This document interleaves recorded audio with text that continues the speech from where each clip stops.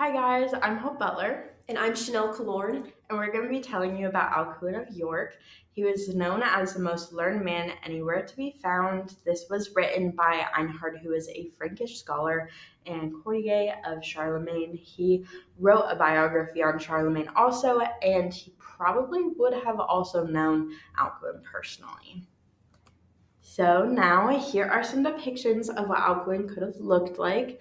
Of course, there were no photos or anything, so we don't know for sure, but these are just kind of some drawings, artistic talents. And then here's a bit of an overview before we get into a bunch of the details of who he was.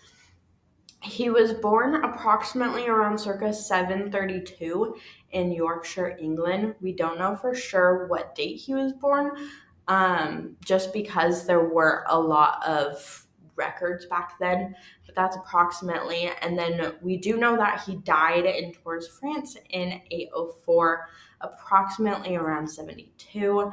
We also don't really know why he died or how.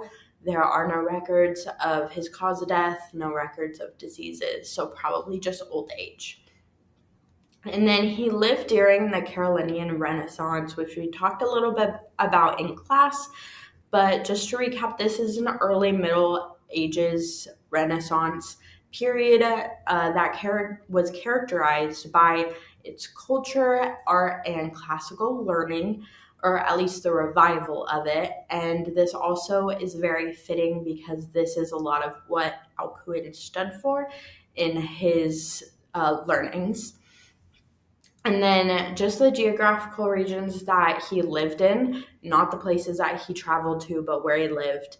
He was, of course, first in Yorkshire, England, and then he went to Aachen, which is in modern day Germany, and then he eventually lived and died in Tours, France.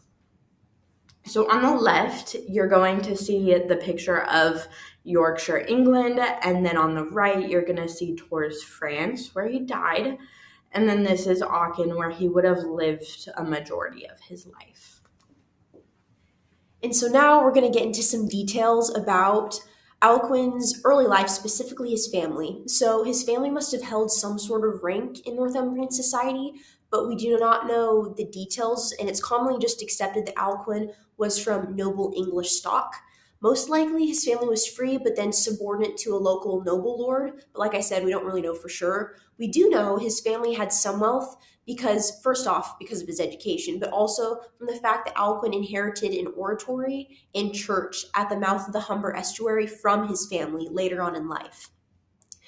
And speaking of his family, the knowledge of Alcuin's notable family members is derived from Alcuin's own writings, particularly in his book called The Life of Saint Willibrord. In this book, he records his blood relationship to Willibrord of Ripon, who was a famous missionary saint known as the Apostle of the Frisians, and he was also the first bishop of Utrecht, which is in now modern-day Netherlands. He also references in that book a relative named Bjornrid, who was an abbot and a bishop, and a member of the intellectual circle at Charlemagne's court. But besides from these two notable men, not much is known about Alcuin's family or his very early life, but we do know a considerable amount about his education. So as a child, Alcuin was sent to the cathedral school in York for a classical education, and while he was there, he was taught under many prominent figures at the time. One of these was Egbert, who was the Archbishop of York from 732 to 766. Egbert was the brother of the King of Northumbria, King Adalbert, and so already, even at a young age, we can see that Alcuin has relationships with some pretty prominent people. Records from monks reveal a little bit about Alcuin's character from his time at school. He is said to have been one of Egbert's favorite students because, and I quote from these records, that there were two special virtues in Alcuin. One, that he never did anything which was not quite clear that his master's approval covered. The other, that whatever devices and temptations the enemy brought to his mind, he told them all straight out to his master without any sense of shame. So we can see that Alcuin had an open and honest character, and that he made a very good impression on his instructors because of it. From what we know of his education, Alcuin could read and write in Latin and Greek, and he had a very thorough knowledge of scripture. He was also very well versed in the liberal studies, so that includes the trivium, which is grammar, logic, rhetoric, and then the quadrivium, which is arithmetic, geometry, music, and astronomy. And he would have also been learned in the natural sciences. There is something special to note here, though. Alcuin's education continued throughout his life. He was a lifelong scholar, both in heart and in practice of his career, and that's a very important framework to keep in mind as we go into his career in a minute, is that he continued to learn and to love education through his entire life. And so, speaking of career, it starts in York. He began teaching at the cathedral school at York in around 750. In 768, Alcuin was ordained a deacon at York. And then in 778, and this is very important, Alcuin became the head of the cathedral school at York. And that was a position of great influence and honor and also power. As the headmaster, Alcuin greatly developed the school's library by amassing more texts. York was already one of the most distinguished centers of learning in that day, but he extended and expanded the library to make it famous. It became a repository of theological, classical, and scientific works. With fellow scholars, Alcuin would embark on visits to the European continent or the European mainland to acquire books and artwork for the library at York. And we're able to see more of Alcuin's character from his time as a teacher and from his travels. As a teacher, he was regarded as a wise father figure and friend by many of his students. And that in his travels, we're able to see that he has a geniality about him that allowed him to form friendships and make a vast network of acquaintances across Europe. And speaking of traveling, in 781, King Elfwald sent Alcuin to Rome to petition to the Pope there for an official confirmation of York's status as an archbishopric, and then also to confirm the election of the new archbishop. And so, after Alcuin had completed that mission, while he was in Parma, Italy, making his return trip home, he met Charlemagne, and that is where Alcuin's career at Charlemagne's court starts. So after this meeting, Charlemagne was impressed by Alcuin and asked him to join the Frankish court in Aachen. But in order to understand why Charlemagne would do this, we need a little bit of background. So Charlemagne was seeking to consolidate his rule by strengthening both the state and the church, but there was only a few educated people who were able to serve in court, and many of the church officials lacked basic Latin literacy and other skills. So, to solve this educational problem, Charlemagne funded and then personally participated in a revival of education that we know as the Carthaginian Renaissance. So, Charlemagne gathered leading scholars from across Europe to Aachen, his royal residence, and we can see the Palatine School, also known as the palace that he had, in the picture on the screen in front of you. So Alcuin, he was invited to Aachen, and once he was there at the Palatine School or the palace, he became the head of it. He instructed many important individuals, including Charlemagne himself, but also young nobles, Charlemagne's family, and clergy. Under Alcuin, the school became a lively center of discussion and exchange of knowledge. Alcuin formulated and broadened their curriculum by introducing the Anglo-Saxon methods of learning into the school. So he brought with him the liberal arts, so that's the trivium, the quadrivium, and he also led study of theology and scriptural interpretation. Suffice to say, Alcuin was the most influential scholar at Aachen, and in total, he really fulfilled the role that Charlemagne had recruited him for. But aside from being the head of the school and forming the curriculum, he was also a very influential scholar during that time. He helped to standardize the Carthaginian minuscule script, which was an easy to read and a very organized writing format that's the basis for modern typefaces. Also, he sponsored the reproduction of a large number of classical Latin texts, which modern historians believe if they hadn't been reproduced, then those texts probably would have been lost to history and time. So that was a very important thing that he did by copying those things. And also as a scholar, not only did he copy already written works, but he wrote some of his own, including his writings on education, theology, and philosophy. But not only was he a teacher and a scholar, but he also made many reforms to standardize the Roman Catholic liturgy, which is just the formal communal worship practices of the Roman Catholic Church. He did this by introducing the Irish Northumbrian singing of the Creed. He arranged votive masses for specific days of the week. He re-edited the Latin Vulgate. And in general, he just helped to reorganize and to reform the clergy of the church.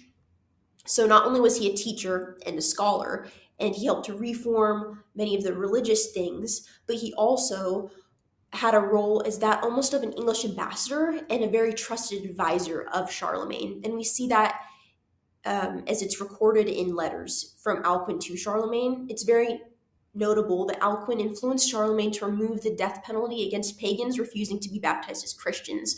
So obviously, we can see that Alcuin had a strong influence on Charlemagne and that his word was trusted. But finally, in 796, Alcuin requested to retire, and he was granted that request. And so he retired from court and became an abbot of the Abbey of St. Martin's at Tours, France. But like everywhere else he went, Alcuin, he had a very profound impact on the abbey. He made the school there flourish. He also copied many manuscripts and wrote 311 documented letters to friends in England and also to Charlemagne. These letters, they remain a very significant source for historians about the Carolinginian age, and Alcuin remained at this abbey until his death in 804. So in total, Alcuin, he's a very influential scholar, and his study and his teaching quite literally impacted entire empires. But we have to ask ourselves, how is this famous scholar connected to the Vikings? And that question, and really the answer to it, brings us to the letters that Alcuin wrote and also to the Lindisfarne raid. Okay, so here are a couple of paintings of what people think the Lindisfarne raid could have looked like. Of course, they're going to be dramatized. I know we've talked a little bit already about this raid in class, but I'm just going to recap a little bit just so you guys can remember what happened. Now, the Lindisfarne raid was a Viking assault in 793 on the monastery at Lindisfarne, which is off the coast of modern-day Northumberland. The raid was the beginning of the Viking Age in Europe, but this was not the first attack on the British Isles. Alcuin was one of the earliest and most influential commentators on what was the first major Viking raid in Western Europe. And then, although he was living in Charlemagne's court at the time, he was deeply tied to Northumbria and the monastic world. When news reached him, he wrote multiple letters reacting to the attack. A series of these letters were between the Bishop Hagbald of Lindisfarne, the Bishop of Canterbury, and Alcuin, as well as Alcuin's poem on the Lindisfarne raid. These are the only significant accounts of the events, and they thus provide crucial information about the start of the Viking raids. And Alcuin described the church as having been spattered with the blood of the priests of God, despoiled of all its ornaments. And then he went on to say that the Vikings, quote, trampled on the bodies of saints in the temple of God like dung in the street. And then other scholars had writings as well that had a bit more details, such as the Anglo-Saxon Chronicle, where they described it with dreadful forewarnings came over the land of Northumbria and woefully terrified the people. These were amazing sheets of lightning and whirlwinds, and fiery dragons were seen flying in the sky. A great famine soon followed these signs, and shortly after, in the same year, on the 6th day before the Ides of January, the woeful inroads of heathen men destroyed God's church in Lindisfarne Island by fierce robbery and slaughter. This was actually in June 8th, but the January part was probably just a writer's error. And then Simeon of Durham also wrote on it. He said that they, quote, laid everything waste with grievous plundering, trampled the holy places with polluted steps, dug up the altars, and seized all of the treasures of the holy church. He stated that they dragged away brothers of the monastery and drowned others in the sea. Now, Alcuin's correspondence describes the horror of the attacks and shows the shock of the raid. The raid scared Christians because pagans had desecrated a church which is supposed to be a holy place at the heart of what was known as the heart of Anglo-Saxon Christianity. The monastery at Lindisfarne was the preeminent center of Christianity in Northumbria. It was a mission base, a major center of learning and also a pilgrimage site. Further, the monastery stored many important liturgical treasures, including relics from St. Cuthbert. Alcuin's writings helped frame the Viking Age as a spiritual crisis. Alcuin urged monks not to despair, calling the dead, quote, Christ's companions forever. But he also warned them that the raid might be divine judgment for sin. To have the monastery at Lindisfarne so completely destroyed when it should have been or should have had the protection of a saint, St. Cuthbert, this led Alcuin to conclude that the destruction was divine retribution for the sins of the people and also for the general laxity of the Northumbrian church. Alcuin wrote letters to the bishop and monks of Lindisfarne and Cuthred, who was a presbyter of Lindisfarne, who had been carried off by the Northmen and then rescued. In them, Alcuin urged them to remember prayer is a more valuable defense than weapons. Alcuin also wrote to the monks of Wearmouth and Yarrow, whose geographical situation rendered them very liable to a raid by the Vikings. In these letters, he said in encouragement that they should remain learning about God and not flee. He said, quote, consider whom you have as your defense against the pagans who have appeared in your maritime parts. Set not your hope on arms, but on God. Trust not to carnal flight, but in the prayer of your forefathers.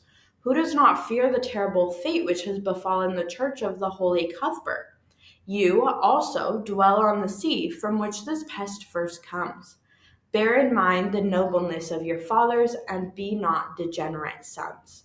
Accustom the boys to the praise of the heavenly King, not to digging out the earth of foxes, not to coursing the swift hare. How impious it is to leave the worship of Christ and follow the trace of the fox. Let them learn the sacred scriptures, that when they are grown up they may teach others. He who does not learn in youth does not teach in age. Attend lectures, open your books, study the text, understand its meaning, that you may both feed yourselves and feed others with the food of the spiritual life. These letters are crucial historical sources for understanding how early medieval Christians perceived the Vikings. Many monasteries were destroyed following this. They were easy targets because they had no defense, yet they had a lot of treasures in them. Going over these letters is really important because it shows how deeply Alcuin was devoted to God and how he believed that God was their only way of salvation from the Vikings. Also, in that last letter, he did state about how learning is so important and that they should continue to learn, especially that is even especially important in understanding why the raids were happening. And then these are just kind of some glimpses and pictures of what the monastery currently looks like. I know Dr. Bruce kind of talked about how there's really not much left, which is very true. They do have different tours you can do, but this is kind of what it looks like. There's really not much there. But we just wanted to say thank you. And overall, if you're going to take anything from this video, we just urge you to remember that overall Alcuin was the most prominent scholar and teacher of his time, whose letters and other writings on Lindisfarne in response to the raid shaped how people understood the emerging Viking threat and helped to frame the event as a moral and spiritual crisis, and his writings remain a crucial account of the start of the Viking Age. So thank you for listening.